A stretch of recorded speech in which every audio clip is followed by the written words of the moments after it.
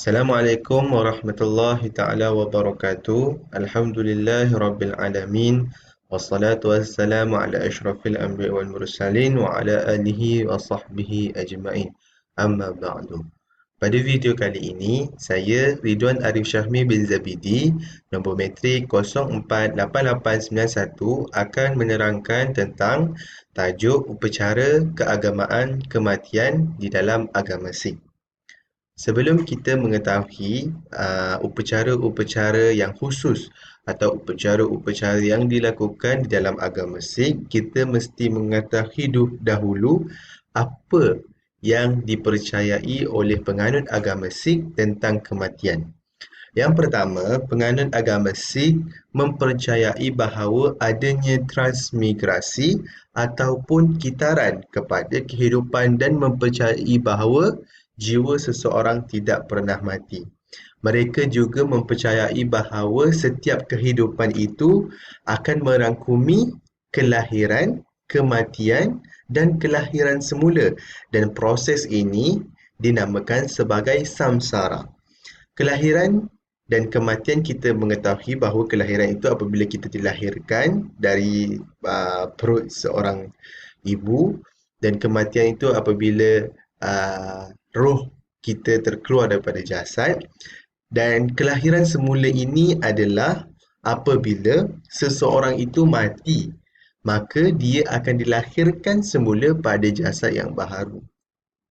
Seperti yang mungkin kita pernah menonton di kaca televisyen bahawa kelahiran semula ni tidak asing, bukan sahaja di agama Sikh tetapi di agama-agama lain seperti Buddha.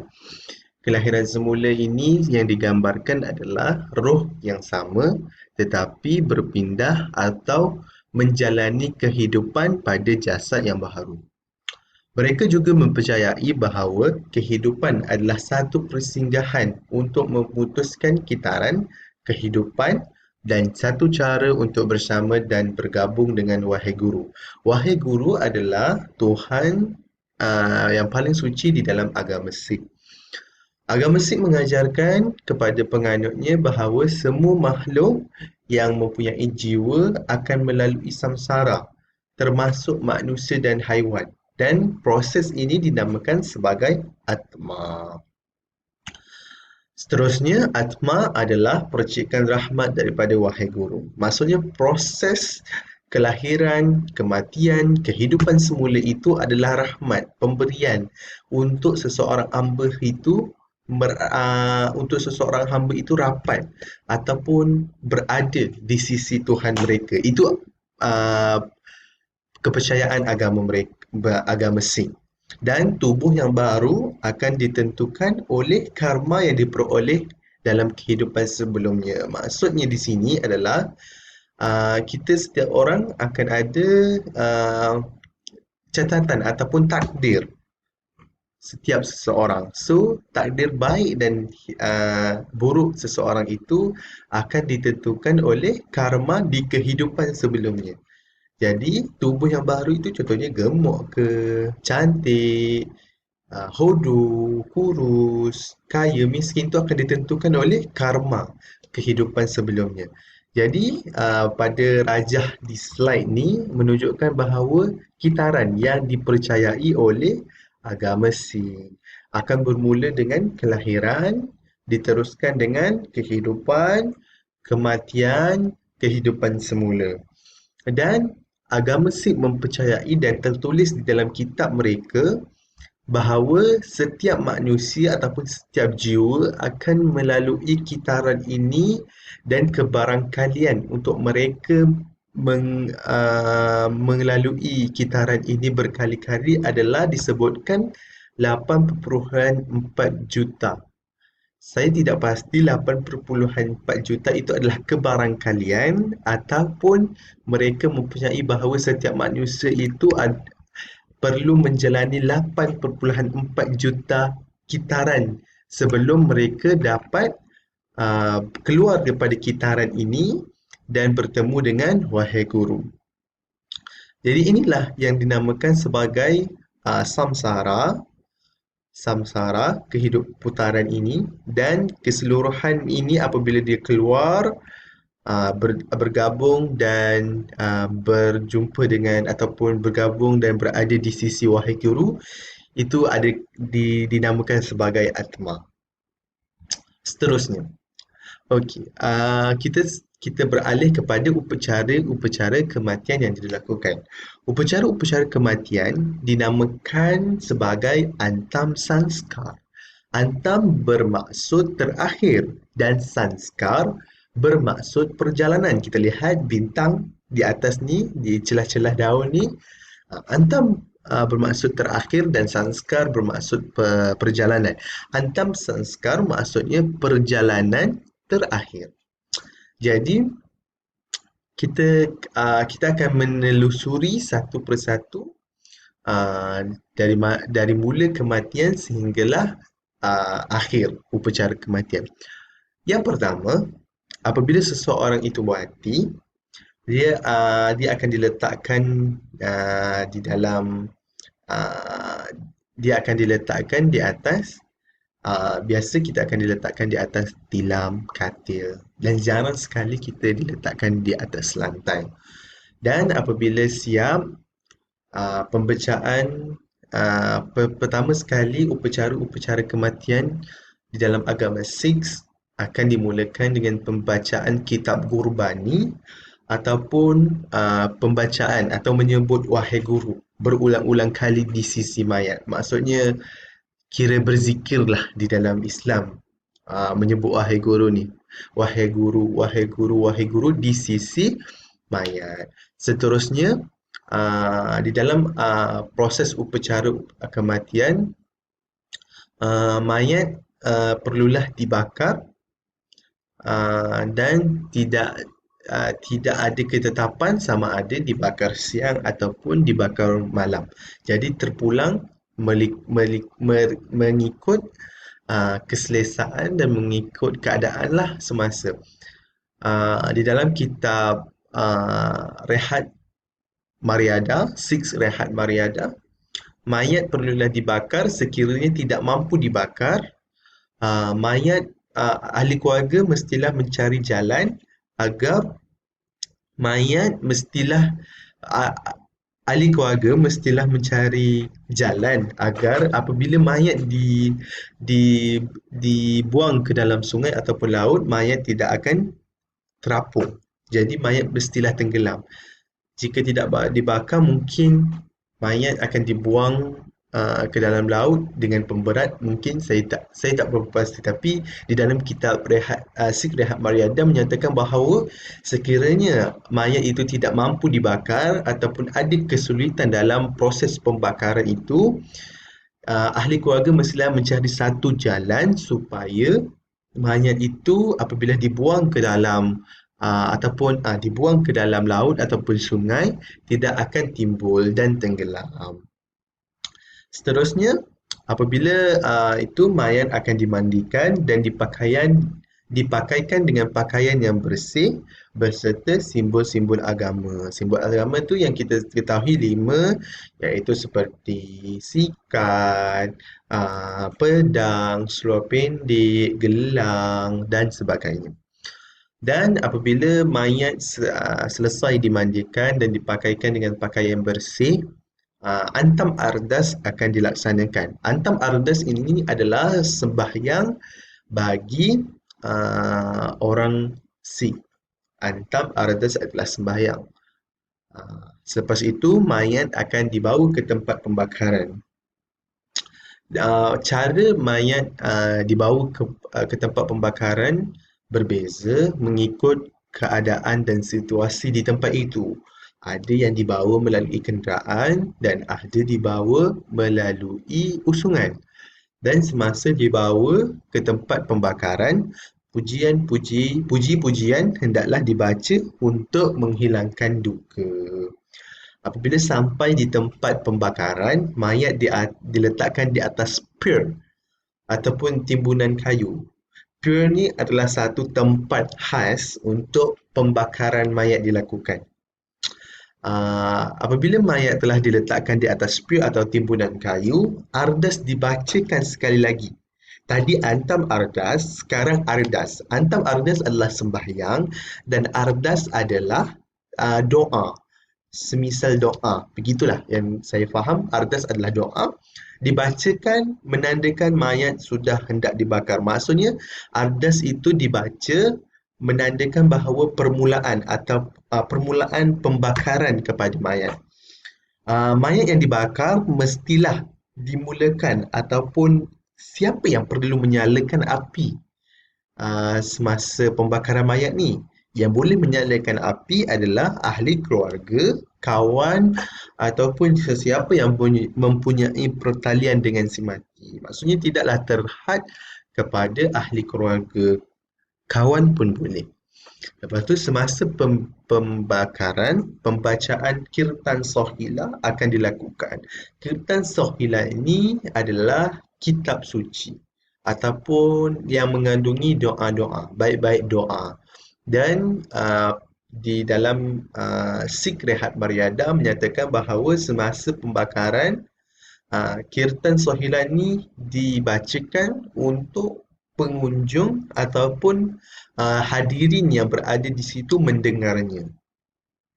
Seterusnya, apabila selesai di tempat pembakaran, pembacaan Guru Granth Sahib, kitab utama, kitab suci utama agama Sikh, dibacakan di rumah ataupun di gurdwara, tempat suci, tempat ibadat agama Sikh dilakukan. Setelah membaca 6 perenggan dari Anand Sahib adalah salah satu juzuk dalam Guru Granth Sahib. Puding Karha Parshad diedarkan kepada yang hadir. Bagi sesiapa yang tak tahu puding Karha Parshad ni, boleh tengok gambar di bawah ni. Inilah gambar puding Karha Parshad. Pembacaan kitab Guru Granth Sahib perlulah diselesaikan dalam tempoh 10 hari. Sekiranya tidak mampu, pembacaan kirtan sohila boleh dilakukan. Maksudnya, sekiranya sebab Guru Granth Sahib ini satu kitab yang tebal dan panjang.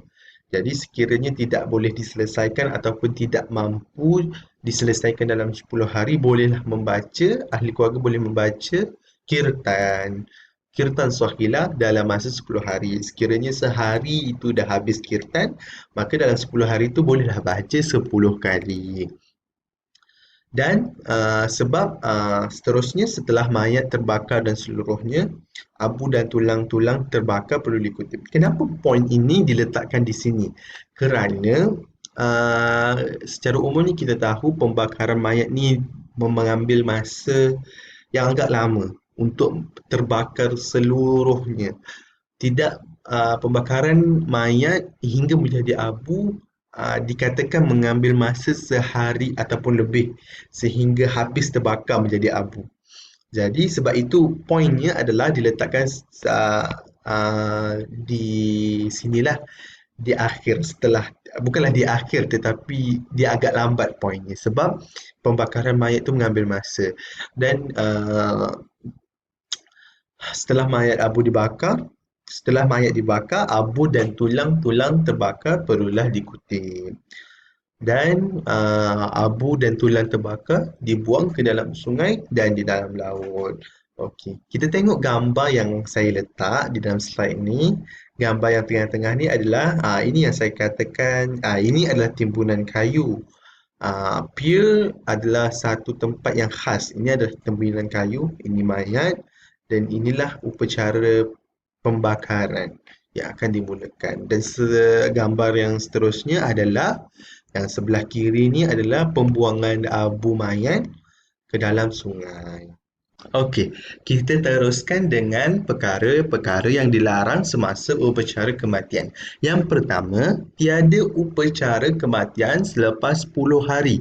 Tadi kita baca di dalam upacara-upacara kematian, kita dah pergi satu persatu dan ada satu pun yang menyatakan bahawa pembacaan kitab Guru Granth Sahib perlulah dibaca dalam tempoh 10 hari sekiranya tidak mampu tu quote, tidak mampu maka pembacaan kiritan sohilah dibacakan. Kerana apa? Kerana pada agama Sikh, upacara kematian hanya dilakukan selama 10 hari selepas kematian.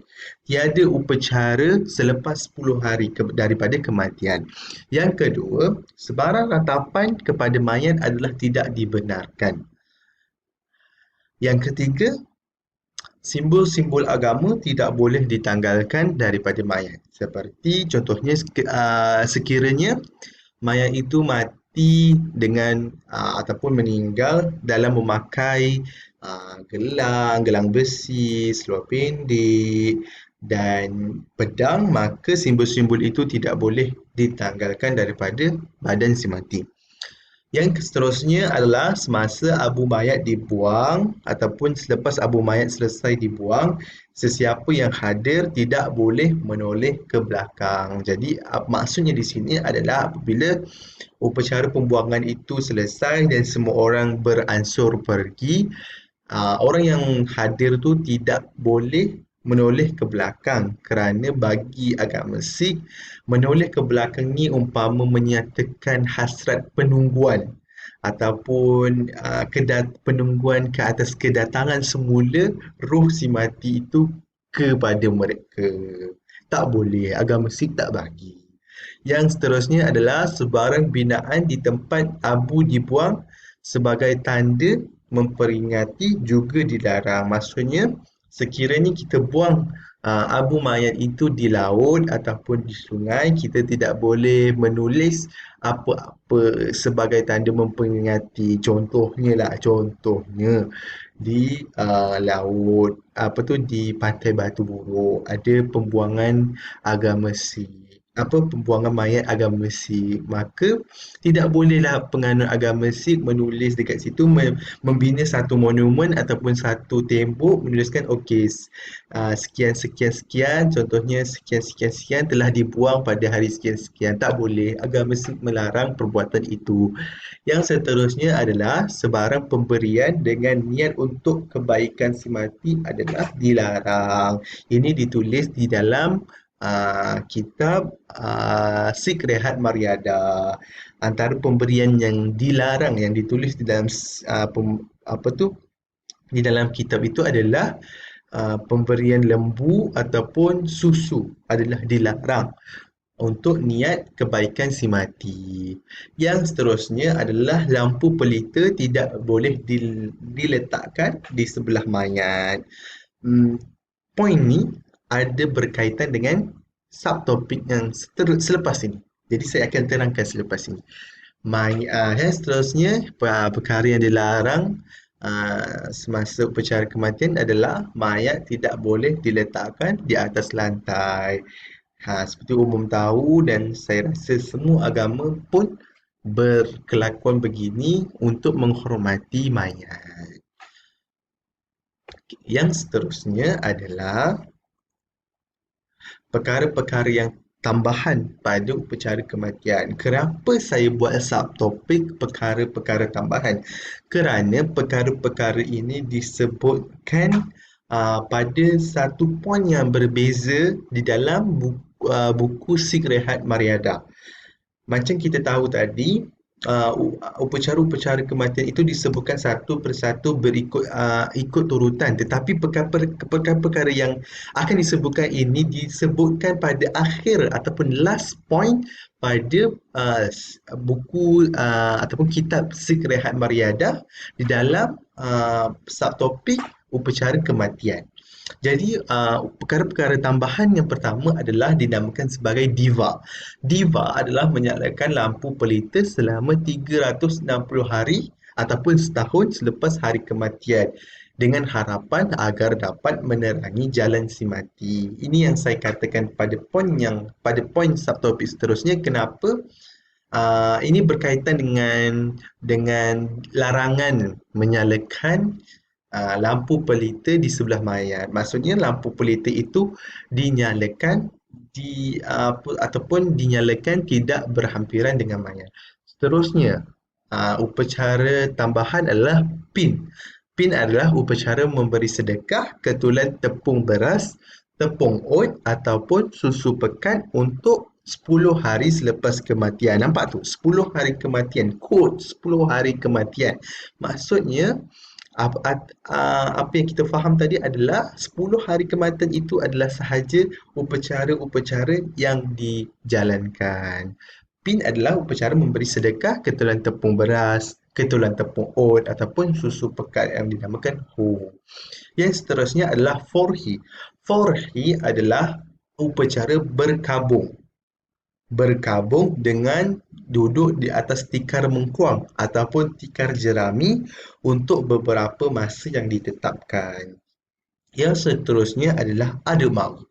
Ademang adalah upacara memecahkan periuk yang digunakan untuk memandikan mayat semasa di tengah-tengah perjalanan menghantar mayat ke tempat pembakaran. Yang seterusnya adalah Buddha Marna. Buddha Marna adalah upacara melambai tangan kepada kenderaan yang membawa mayat. Sebab tu pada poin yang sebelum ini saya menyatakan bahawa uh, pembawaan mayat ke tempat pembakaran adalah berbeza-beza mengikut tempat. Ada yang menggunakan kaedah usung ataupun uh, bila dia moden sikit dia akan menggunakan kenderaan. Dan Buddha Marna ni adalah upacara yang melambai tangan kepada kenderaan yang membawa mayat dan upacara menghiasi kenderaan mayat dengan jambangan bunga ataupun rebin. Perkara tambahan dan pada upacara kematian yang terakhir adalah kirya. Kirya adalah mengakhiri upacara kematian dengan menghidangkan makanan dan melakukan persembahan dengan cara syarat. Apa yang saya faham, inilah yang kita tengok tadi dengan menghidangkan karsha parsha. Dan saya tak dapat mencari atau menemui persembahan dengan cara syarat ni adalah persembahan apa. Saya minta maaf. Jadi pada poin yang seterusnya adalah etika pemakaian semasa upacara kematian. Yang pertama, para hadirin yang datang mestilah memakai pakaian yang kemas dengan warna yang tenang dan pakaian yang tidak menyerlah.